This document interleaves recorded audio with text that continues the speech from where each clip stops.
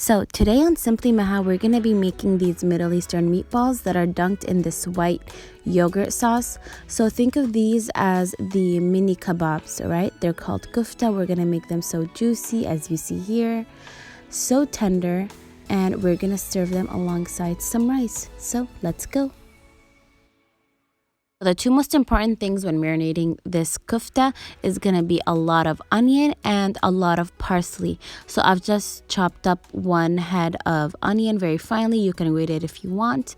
And I've added one whole bunch of parsley along with some spices that I'm going to list here. And if this amount of spice scares you, honey, then you need to be reevaluating the way you cook, okay? Now we're going to be adding some pomegranate molasses or any type of molasses that you have for sweetness.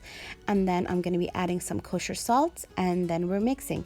So the meat that I have here is relatively fatty, okay? It has quite a bit of fat on there, and I want that for two reasons. One, obviously flavor.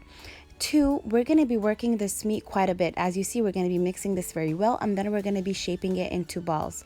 Now, the more that you work your meat, the tougher it tends to be. So I want quite a bit of fat in there so it tenderizes the meat as it cooks. Also, not only is the fat going to tenderize and flavor the meat itself, but it's also going to flavor the sauce we're going to cook it in as well. So just keep that in mind. And as I was mixing, I realized that I forgot to add the tomato paste, so I'm just going to add that right now and continue mixing.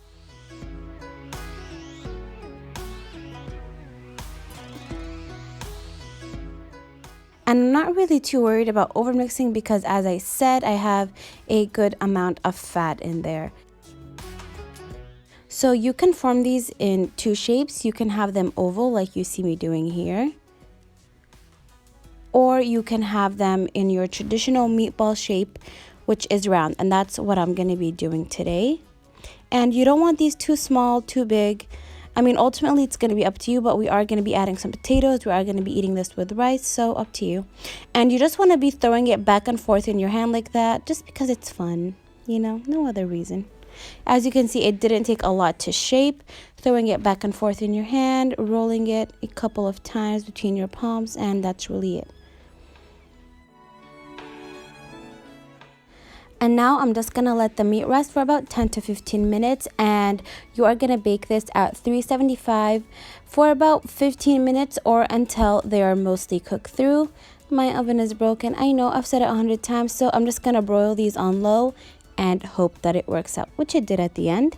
And while my meat is doing its thing, I'm just going to prep the potatoes. I have a couple of russet potatoes here that I'm just going to cube up into medium-sized cubes. So I'm just gonna take my potato and cut it lengthwise, and then I'm gonna take that half, cut it in half again, and make a couple of cubes out of that. It's really simple. And after that, we are just gonna fry these bad boys. And you know, I'm just realizing they're not cubes, they're cube-like, but I'm not gonna go back and change what I said. You know what I mean, right? So make sure to salt them after they come out of the fryer. And now I'm just gonna go ahead and check on our meatballs. As you can see, they've shrunk quite a bit. They let out a lot of fat, which is good. That's all flavor right there. I mean, we're not gonna use all of it. That's just gonna be way too much. So what I am gonna do is I'm gonna transfer this to a smaller pan. Okay, because we are gonna be adding liquid and I don't want that to evaporate. I really want this to be more soupy, I would say. So just transferring that to a smaller pan. I'm using these foil ones just because, you know, I don't want to clean up at the end. I'm already filming. I'm tired, you know, so less cleanup, less hassle. And then we're just going to add maybe 2 ladlefuls of the drippings that it let out, just because it is still flavor and I still want it to be in my final product. Not a lot, just 2 ladlefuls. And now we're going to get started on the yogurt sauce. So over here I have 3 cups of yogurt. And you can see this is going to be very creamy without us having to add not a lot of flour, no butter, no cheese, no cream, just yogurt. So I've also added some chicken bouillon. You can add salt if you want. I've added garlic and then just 1 spoonful of flour. We're going to mix that on high, making sure to scrape down the sides every now and then. I have a really bad blender, you guys. Okay, so Don't laugh at it.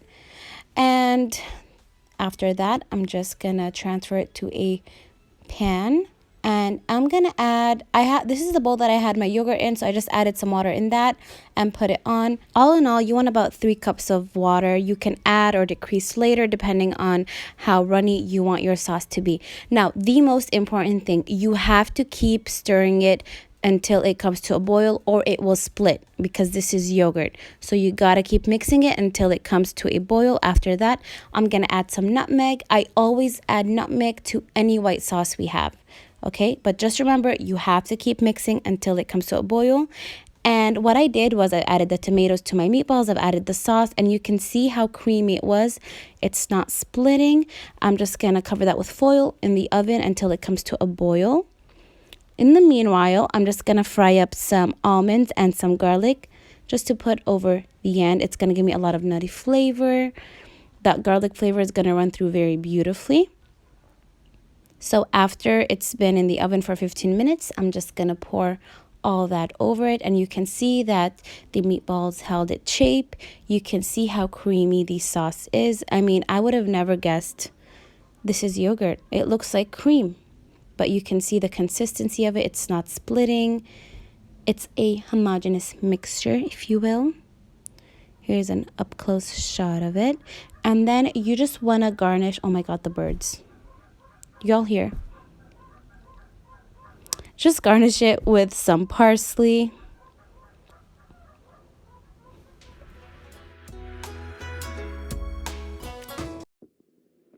So this is our final dish. This is how I like to serve it, with some beautiful basmati rice.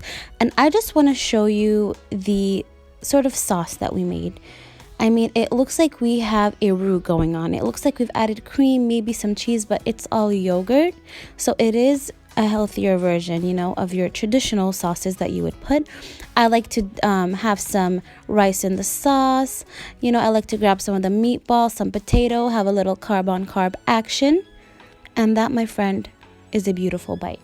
Okay, I really hope you enjoyed this dish. It kind of reminded me of Swedish meatballs, but you know, Middle Eastern take on it. So I really hope you enjoyed watching this recipe. If you did make it, send me your remakes. You know, if you don't send me your remakes, how do I know you're doing them? How do I know that you're benefiting from me? Okay, I need to see your remakes. I need to see that I'm providing value to my followers. All right. Thank you guys for joining me, and I will see you next time. Bye-bye.